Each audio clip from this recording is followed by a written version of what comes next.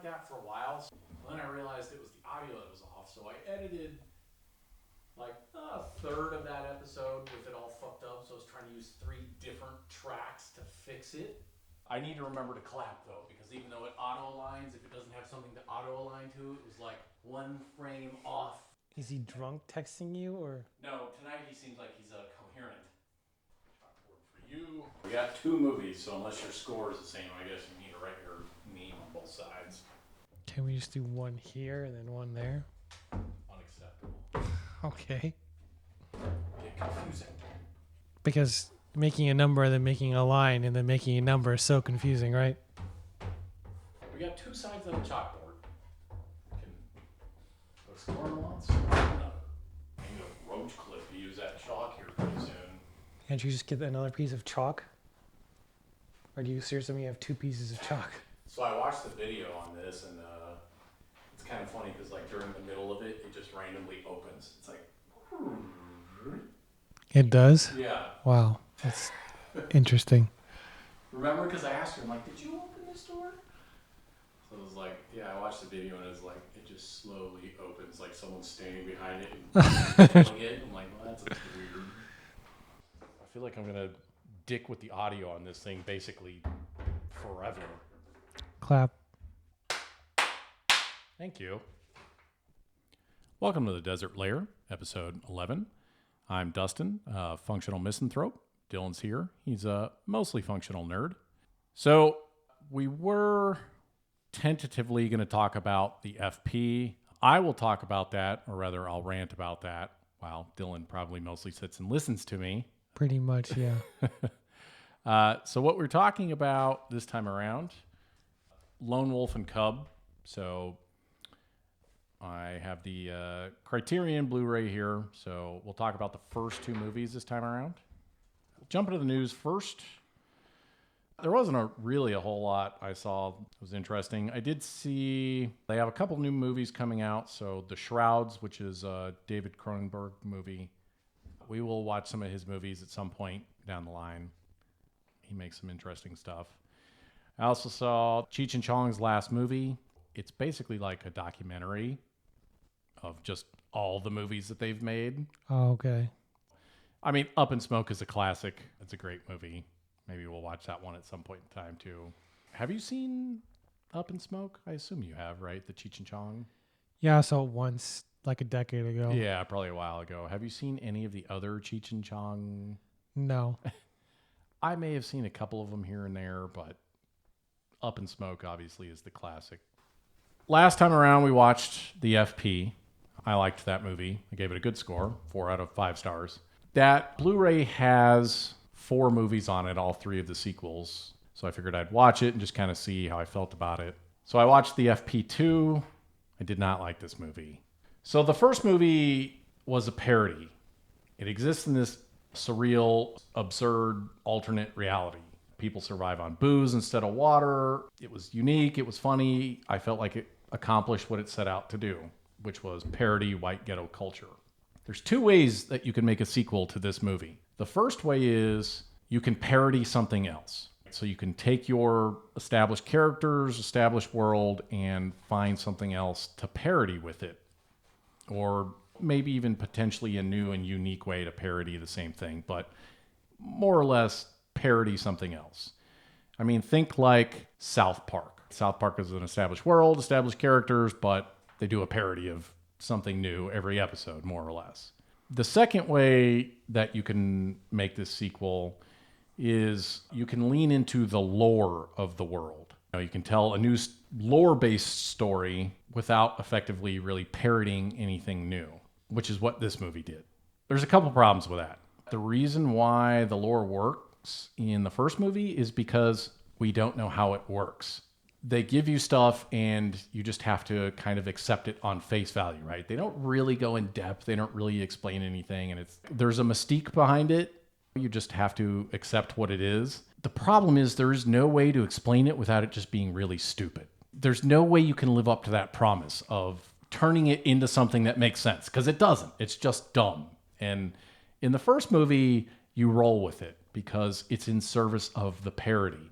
So it works, and that's why it works. You don't really need to understand the backstory of the world or whatever. Well, the second movie, they start adding mystical, magical kind of bullshit to it. And the problem with that is it's just cheesy and dumb. The first movie was about the parody and it used the lore in service of that parody. But if you have another movie where you're just leaning into the lore and not parodying something else, you're essentially just parodying the same thing, you've already told that joke. It's not nearly as funny the second time around. And then especially when you start leaning into the lore and adding all this mystical, magical nonsense, your movie has to stand on that. And it can't because the lore is stupid. It's essentially just stupid for its own sake. That doesn't work for me with this world. Sometimes that works. Sometimes movies can pull that off. I don't think this one does it. The second problem is that when you do this, when you lean into the lore of this world and it turns out cheesy and stupid, like it's nothing interesting, it's mystical, magical bullshit, you undermine the first movie. The first movie, you left all this kind of ambiguous and you didn't really explain what was going on and we just rolled with it. But now in the second movie, when you explain all this stuff and it's really stupid, you kind of retroactively wrecked the first movie.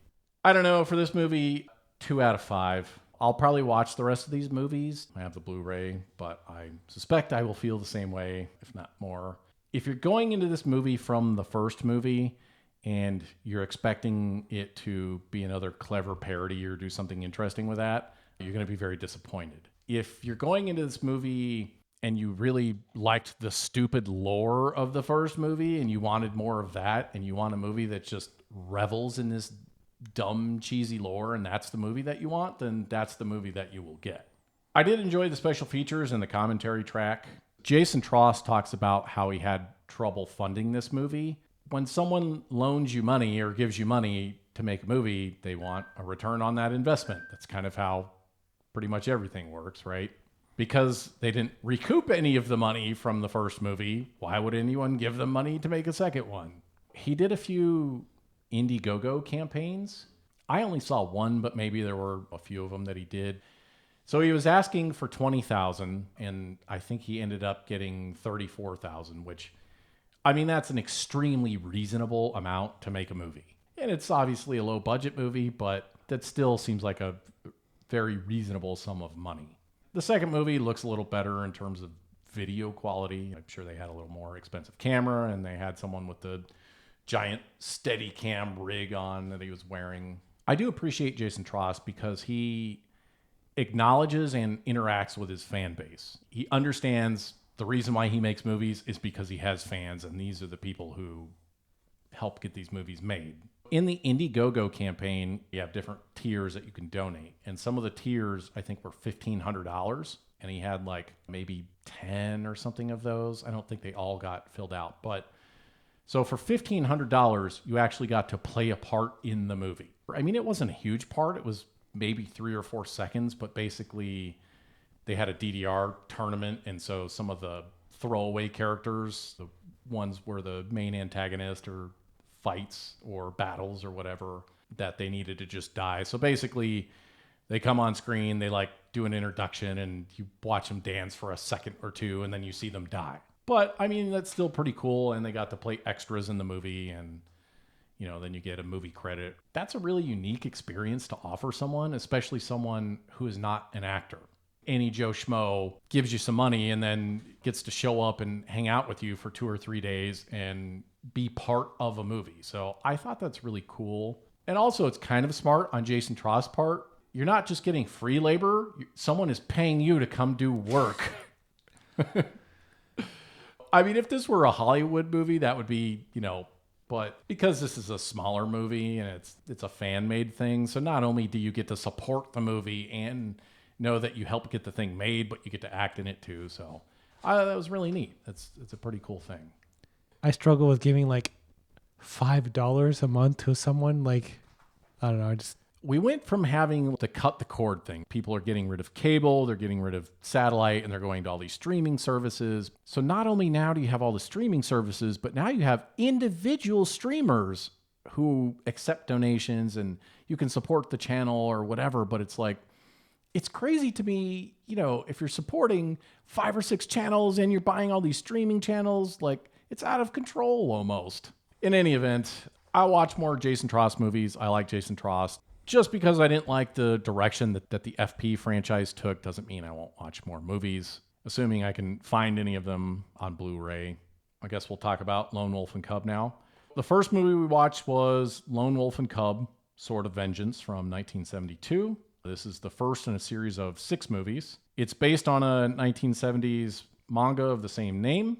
Visually, this movie was filmed in the 70s and it was remastered in 2K. Blu-ray looks really good. Criterion always does a really good job with the remasters and almost pretty much anything they release, and they have. I could watch essentially the entire Criterion catalog. They're just all good movies, more or less. This box looks really good as well. And there's actually a hidden compartment in this thing. And it has a little fold out that has a diagram of his baby cart from the movie that shows all the weapons. So it's a really cool box set. They do a good job with all their stuff. The other problem, though, with doing a really good transfer is it has the side effect of revealing how bad all the special effects are.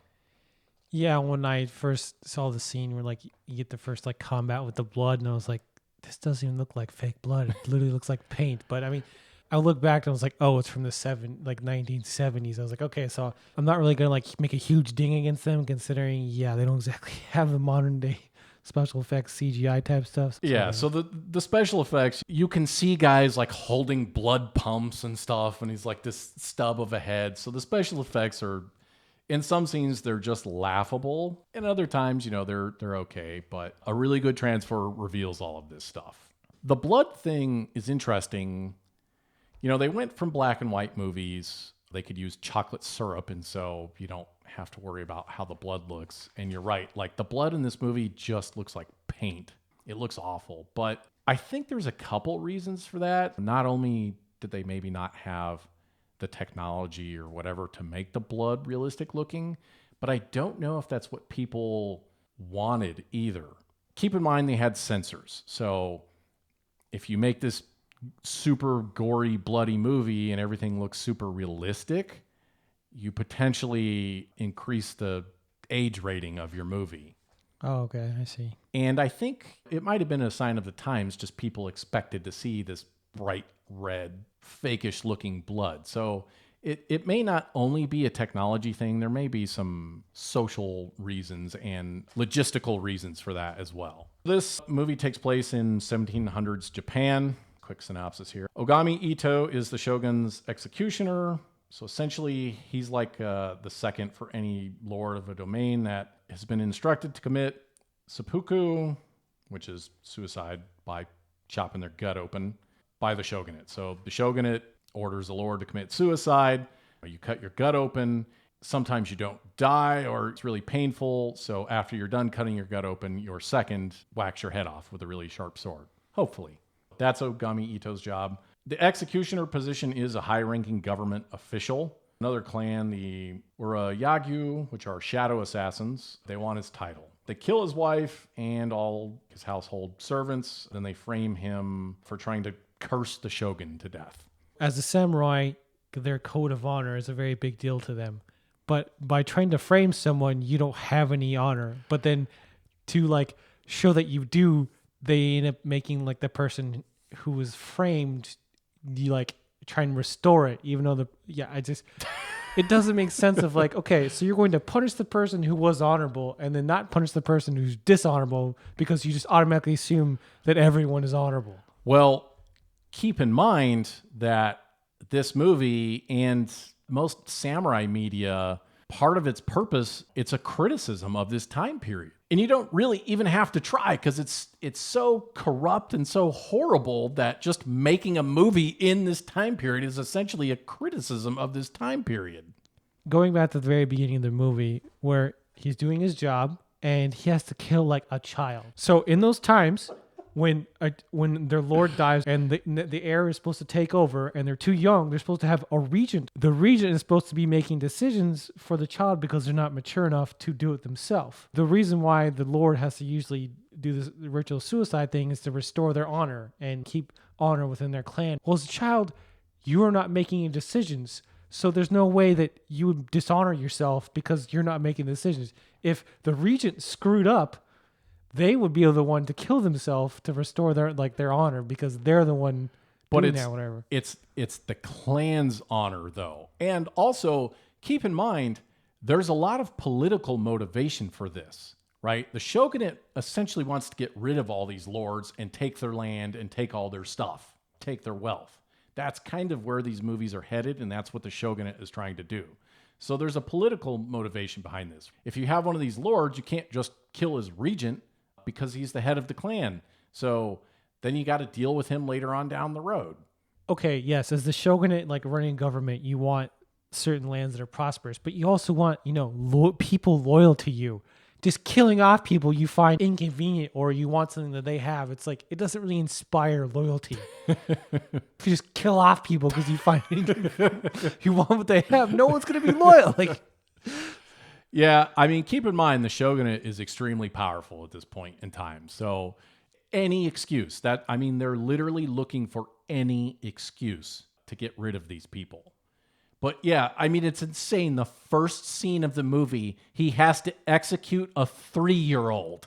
Yeah, the whole thing is just ridiculous. Again, it's a scathing criticism of this time period, and that you don't even have to try. The Ura Yagyu clan are shadow assassins. Their job is literally to murder people. I thought in the story they held directly like, hey, the shogun needs to behind their back go kill someone. So they have like a certain title. I mean, they're essentially black ops. Yeah. But there's no honor in that at all. In addition to that, they're just extremely corrupt. The shogunate is corrupt. This shadow clan is extremely corrupt. They want his title. They want his position. So they're going to do some extremely dubious bullshit, frame him for it, and then try and get him to commit suicide. Again, it's a criticism of the times. And also, Ito, he's not really a hero. He's the protagonist of this movie, but you can't assume that a guy who executes 3-year-olds is a hero. We follow him, we're kind of rooting for him, but he's not a good guy. In a way, he's kind of a government puppet. And he tries to take that job honorably, but honorably being the government puppet and executing 3-year-olds is not exactly what we would consider honorable now. So he foils the attempts to arrest him, wins a couple duels against him, so they essentially let him leave, and he becomes a wandering assassin while trying to get revenge and clear his family name. So not only does he execute the 3-year-old, but his 1-year-old child has to choose between a sword and a ball, and if he chooses the ball, he's going to murder him. Yeah, I mean, it's very cruel. If he makes the softer choice, he shouldn't deserve to be the son of a guy who pretty much has to wander around and kill people for money to live. He even says himself, you have no idea what I'm saying. Like, it's literally a coin toss. If he loses the coin toss, he's going to murder his 1-year-old son. That nature versus nurture. If you choose to do this, you have this The sword was shinier than the ball. It's crazy. So in any event, Ito is not a good guy. He's the protagonist, but he is not good. He becomes a wandering assassin. The opening of that part of the movie, he's pushing the cart into town, and there's this hysterical woman that's lost her child, and she wants to breastfeed. And so he's like, whatever. Like, she's paying. And I like how the kid, who's like maybe 3 at this point, is looking at his dad like, I'm not, like, no. Ito just gives him this super stern look, and he's like, all right, I guess. I don't know. It's just a strange dynamic. I feel bad for people in this time period, especially the kid. They have the worst haircuts ever invented by man. I don't think you could possibly come up with a worse haircut than what this kid has. Yeah. Like, you have long, tufts of hair, and then the rest of your head is shaved. It looks like you stuck your head in a blender or something. Half got caught in the wood chipper and it ripped half your head off. The hairstyles of this time period. What was in the water, man? Also, the special effects. When Ito is fighting off the Yagyu clan at his house, and he has the kid under his arm as he's fighting, it's super obvious it's just a doll because he's just ragdolling this thing around. It's super obviously fake. And then you have Retsudo, who's the head of the Shadow clan. Is it just me, or whenever he's talking, does it sound like he's trying to squeeze out the biggest turd on like everything he says is super late. He's like, and I'm like, is he shitting himself right now? Like I definitely thought that. I definitely thought that. I'm like, what the fuck, man? Like, are you okay, dude? I definitely thought that. Man, something is up with this guy. So again, he's this wandering assassin, and these people find him and they want to hire him. So they decide they're going to test him, and they're going to sacrifice their lives. So basically, they need to kill someone. They don't think they're good enough to do it. They're going to hire this assassin, but they need to test him first. So their thought process is, if they die, it's good because that means he's a worthy assassin. They try and kill him, and he fucks him up sitting down while they're behind him. He fights them. He fights off two guys behind him with a sword and murders them both while he's sitting down. So he goes into this hot spring town that's controlled by bandits, and he needs to kill the bandits. Some people are going to show up. He needs to kill those people. They're hiring these bandits to kill a person. I don't know, whatever. So the bandits try and goad him into fighting, and he just ignores them. And then finally one guy decides that, fine, you don't have to fight us, but you have to sleep with this prostitute in front of us. And he's like, okay, sure. I was just like, are they just trying to like force a sex scene?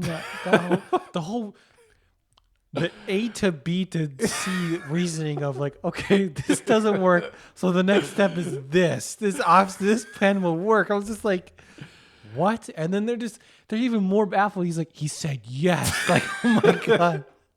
Well, the prostitute's going to murder herself until he decides, like, I'll get it done.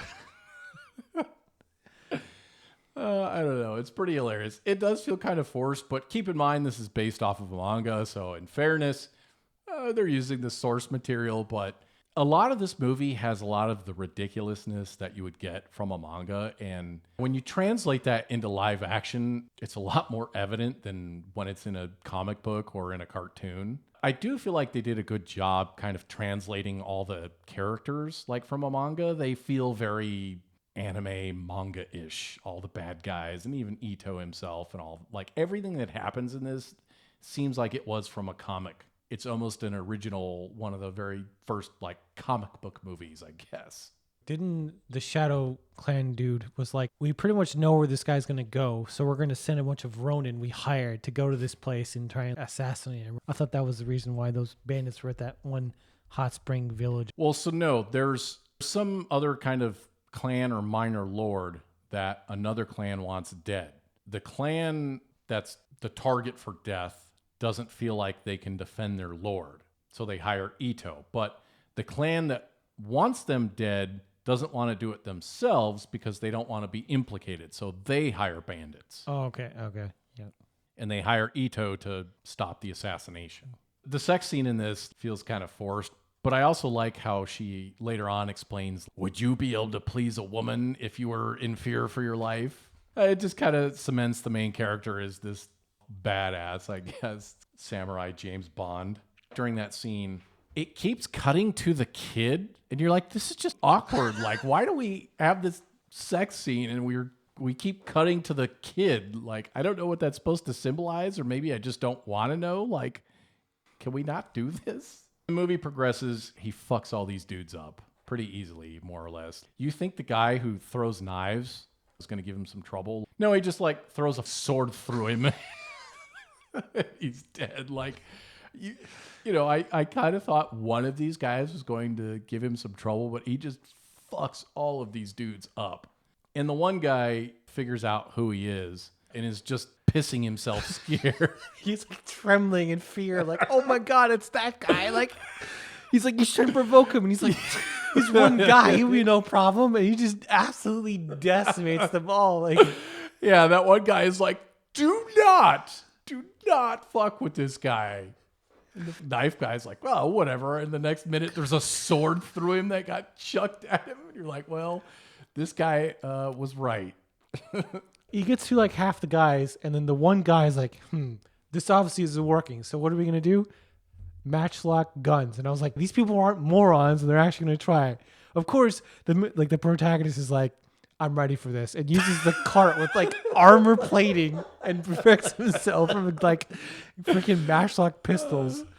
And then leaps over the thing and just, the dude's done at that point. At least the cliche bad guys that are enemies of the protagonist, like, okay, this isn't working. We're going to try something else. He does his job. And then the very last scene, the prostitute wants to come with him, and he threatens to like cut the bridge that she's running across and just dump her into the river. And I'm like, man, this guy's a dick. Anything else you want to talk about with this one? No. I mean, like you said, the special effects weren't the greatest, and the blood it looked too much like paint. But I guess if that was their intention to keep the rating down so it wasn't rated R or whatever, I guess I can understand. Nah, whatever. It's just kind of something you have to deal with these old movies. So, scores? You go first. For this first movie, kind of on the fence between a 3 and a 3.5, but I think I'm going to give this one a 3.5 out of 5. It kind of sets up the franchise, and so there isn't quite as much action. You get the origin story that you have to deal with. I'll give this one 3.5 stars. Okay, I was going to give it a 3. I thought I'd go with 3.5, but some of the story elements that like what leads one person to do something just doesn't make sense, and the super forced sex scene that just doesn't make any sense of like, this was your choice. It doesn't. Yeah, so I'm just gonna give it a 3, just average. Yeah, that's fair. Next movie, we watched the second movie, Lone Wolf and Cub, Baby Cart at the River Styx. Again, there's 6 of these movies. This just continues the plot line down these movies. In this movie, there's a lot more action. The Yagyu people are trying to kill him. The first scene in this movie, a guy catches a sword with his head. It's like you literally have a sword through your brain, and he still is able to like, have enough higher function to like try and grab the sword and hold it, so you can't take it away. Yeah. So the partner or the other guy is able to like leap over him and try and stab him or whatever. I was just like, dude, you have some serious determination in your last breath of like, I'm gonna try and hold his sword so he can't use it, so my partner can kill him. I'm going to let him lodge his sword inside of my skull. I was like, wow, like, dude, if you had that much damage to your brain, it'd be pretty much instant brain death. Like, catches a sword with his head. It's like, well, I was like, Jesus. Like, okay, dude. Guess that's one way to go about it. So the Yagyu ninjas visit this like female offshoot ninjas of the Yagyu clan. So the male ninjas are telling the head female ninja, I'm not sure what her position is, we want you to go and kill him, and we'll be your backup just in case. And this head female ninja is pissed. She doesn't accept that at all. She's like, you don't think we're good enough? So she's like, pick your most skilled ninja. There's a certain level of pride I feel like Asian cultures have. If you tell them you need backup, or we obviously need to step in because you can't do your job, it's like highly insulting to them. He pulls this ninja in. She tells him, get past my wall of female ninjas. That's all you need to do. And he's like, this is a joke, right? Like, I can leap over all these people in 1 bound. He tries this. They mutilate him. Yeah, that part was awesome. I was like, holy crap. He's like, these ladies aren't messing around. They cut off his ear, and they like his nose, his arm, and his leg. Like, they stump him. They turn him into a stump after they chop half of his face off. Yeah, I was just like, holy crap. And I mean, The face pieces look kind of rubbery, but it's still kind of disgusting. Like when you see this like nose drop to the ground and these ears and stuff, like it's pretty gruesome kind of. But also it's like, it's not really a fair fight. It's one person against 8 of these ninjas.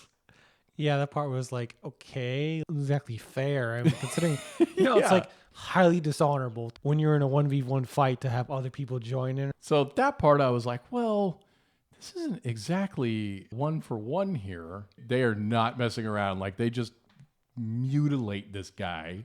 To me, after they cut my nose off, I think I'm like, all right, I tap. I'm out. I'm done. And then after they mutilate him and kill him, they like stab him twice on the ground after he's like for good measure. I like that scene a lot. It was pretty brutal. And then the head female ninja laughs hysterically and then she just stops abruptly. Like this bitch is crazy. You're like a head assassin of a group of people. I was like, I mean, yeah, but she's a little unbalanced crazy. Like another group enlists Ito's services and they ask him to try and prove himself. And he, again, like he throws his sword. It goes through 3 walls and hits a guy. You're like, this dude, I'm not going to get anywhere within throwing distance of this sword around this guy because he can throw a sword so fast that you don't even know before you're dead. And then he can like throw the sword through walls. This guy's sword throw is out of this world. So he's walking through this farm field in the middle of the day. I do like the singing, like their work songs that they sing, the chanting as they're... that part annoyed the shit out of me. So I just like kind of fast forward through it. What? We got to fast forward from you? Really? The chanting music shit was annoying as hell to me. So I just like go past that part. I was like, no. No, I like that. The chanting music. It's the middle of the day. He's walking through this farm field. Every woman on the road tries to murder him. Yeah, well, I mean, they're like ninjas and they're like... supposed to be they're like, these ninjas, but I just feel bad for the guy because it's like you're walking down the road and it's like, you have to be concerned because every woman on the road is trying to kill you today. yeah, I'm assuming after like the second or the third one, he's like, okay, this is like obviously like the same group of people. Well, it's like, do you just preemptively start stabbing women and like maybe you stabbed the wrong one because she like reached into a pocket or something and pulled out a vegetable and you stabbed her? Like, oh man, but this also is the first time we get to see the child use the cart. So he pushes a button when he fights that first group of females and it impales a lady. He's 3 years old. He's helping with the killing already. So he fights all these women. Again, he's walking down this road and he has to murder like 8 of them. And then he fights the head female ninja. She throws this net over him and she kind of fucks him up. He gets the better of her and she like jumps out of her clothes. Yeah, I was just like, what the... Well, in that scene, she's running backwards like for 300 yards. Yeah, that whole scene was just like, okay, so she jumps out of her like dress thing into like, the skin tight like ninja bodysuit thing. And then the weirdest scene in that fucking movie where she just runs backwards awkwardly. And I'm just like, she's just like staring at him intently while she's running backwards. Like, obviously at a certain distance, it's like he can't even throw his sword that far. You still need to look at him like awkwardly staring, like just turn around and start running away. She's over a hill at this point. She's still running backwards. Yeah, that whole scene was just like, what? Like so unnecessary. Like, it's funny the way that they film it because they film her running a little bit and they'll cut back and they'll cut back to her and she just moved like 20 yards back, but it's like that's obviously one of these scenes where they tried to pull it from the manga and it just does not translate to a movie. It just looks really weird. it did. I was just like, dude, this shit is weird. Like, like at what point can you turn around and like can you not run faster in the forward direction? well, I'm assuming she's just like, I know this guy's deadly and I have to focus on him so he doesn't sneak attack me sort of thing. But it's like, dude, your arm, I don't care how strong this guy is. He can't throw like 100 yards. Like, it's impossible, like physically impossible. Unless you're like Hercules. Like, oh, man. Well, the other thing is like, listen, The dude is a badass with a sword, but he's a little portly, so you could probably run faster than he can too. Like, I think you're all right. It was a fun scene. Now that the female ninjas have failed, it's the male's turn, and you're like, you got super pissed off about saying that you need backup, and then you need backup. Like, you failed at your job and you murdered this ninja guy essentially for nothing. Your entire female ninja clan got wiped out. It's the male's turn now, and the first engagement here, he kicks the baby cart towards these ninjas, and again, Daigoro, he hits a button and it chops their feet off. Like, it shoots these blades out, and it's like, why would you just stand there and let this cart come towards you, and then it chops their feet off? Yeah, I feel like the second or third guy, I feel like you would jump out of the way.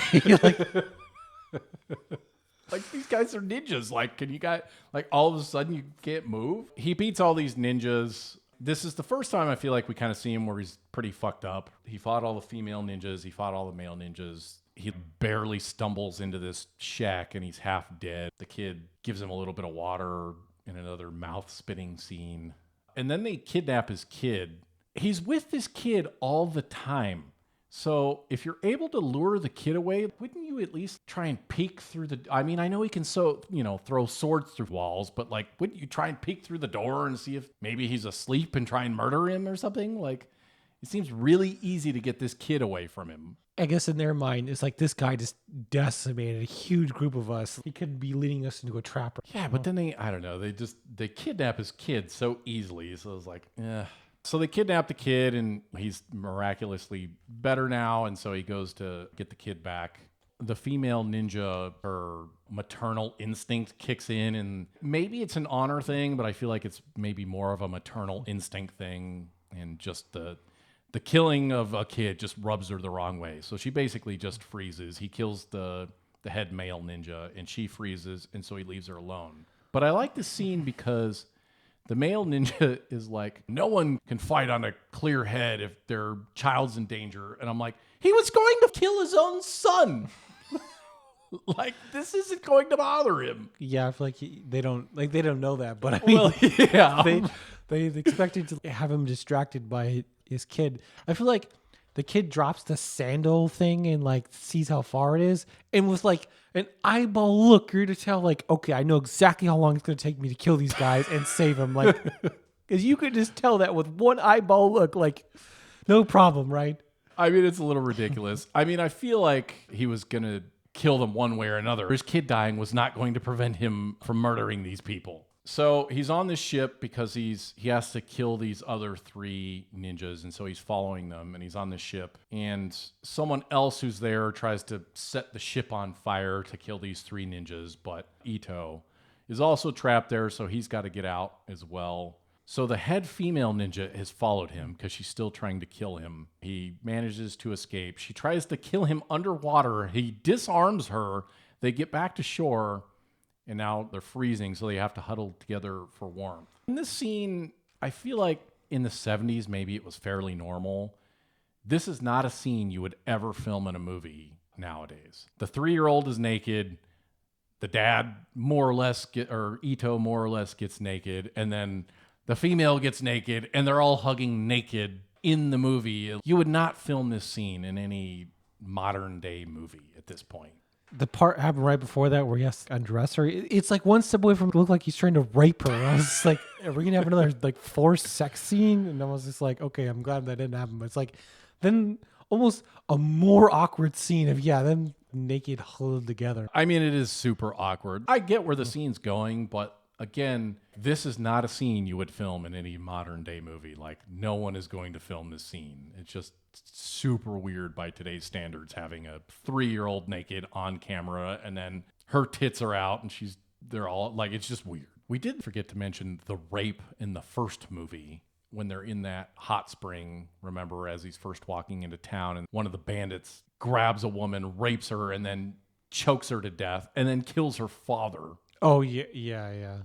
So again, this world is just a shitty place. There's no justice. There's outlaws everywhere. Everyone's corrupt. The world's a fucked up place. We fast forward. He finds these 3 ninjas again in the desert. They basically tell him where they're going to be because I feel like they want to fight him, like they want him to show up. They're escorting this guy through the desert. I like how there's people hiding under the sand and they somehow sense these guys hiding under the sand. I was like, dude, if you have the discipline and the skill to hide underneath the sand, does not move and conceal yourself like that, and just the three like ninja guys just sense him on pure intuition alone. I was just like, what the hell? Well, it's not only he senses them, like he finds the exact spot where the guy's hiding and he impales him onto the ground. This is kind of stretching the believability. I was like, top level ambush tactics that most normal people would never see coming. Like, yeah, it's like, would you detect a difference in the sand or something? Or you have like shark sense? You can sense electricity in people's bodies or something? yeah, I don't know. It was just weird. He fights these three ninjas. And again, they're not really a match for him. He fucks these guys up pretty easily, pretty handily. Unlike the 20 ninjas he fought where they actually did some damage to him, these guys don't really do much of anything. They have unique weapons. They have these claws and stuff. And one guy's got a mace. It's an interesting fight scene, but he kills him, and I think that's basically the end of the movie. Anything else in this one you wanted to talk about? The ending part where completes the mission, and then he's like traveling through the woods, and that female ninja is still trying to follow him. And she gets closer, thinking she's gonna sneak up, and the guy doesn't even turn around, and he just pulls his sword out and holds it up, and it's like, "Go ahead, lady. Let's just get this over with. Like, you gotta stop following me." She gets so like, I'm not going to win, and just drops her weapon and is like, okay, I give up. You watch this guy just decimate multiple freaking people. Like, other top level ninja people just kills them with like minimal effort. Do I want to die? Like, there'd be no meaning in it. So like, just give up. Yeah. All right. Anything else? No. Gores? You can go first. I'm going to give this one 4 stars out of 5. I liked this movie a lot better than the first one. Just because there's a lot more action. We get to see him fight and fuck people up, and it's a lot more fun this time around, I feel like. Crazy shit happens. I give it 3.5. I rated higher because I feel like this movie's about the fight scenes. They're like, okay, let's really focus in on why people want to watch it, of like the action part rather than some of the ridiculous plot stuff that happened in the first one. So I was like, I really like that. They really lean into like, okay, this is what our movie's about. Let's just pretty much make the whole movie about this, and I feel like they did a good job. For movies from the 70s, even though the special effects are a little rough sometimes, there's still a lot of action, and they still do a good job with it. It's fun watching him fuck people up. Some of it's just hilarious bullshit that's happening. These movies are a lot of fun. I like them. Like I said, I feel like the second movie really leaned into what makes this movie good, of like the action part of it, and just watching a master level guy just fuck up people left and right. It was just awesome. We'll watch the rest of these. I mean, I think they're all pretty similar to that. So maybe we'll watch the next 2 movies in the series. We'll see. Okay. Anything else? No. All right. Later, man. Yep.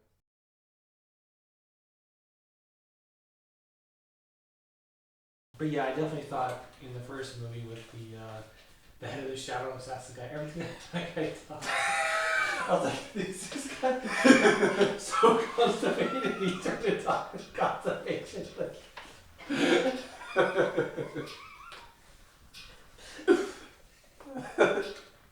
Like, this is going to mid-sentence, gonna have to watch It's like the director told him, like, we need you to sound labored or something. Like, he's like, okay. It's like, all right, can we maybe dial back a little bit? Like, you sound like real backed up, dude. It really sounded like that. Oh my god. Is that an animal or kids screaming?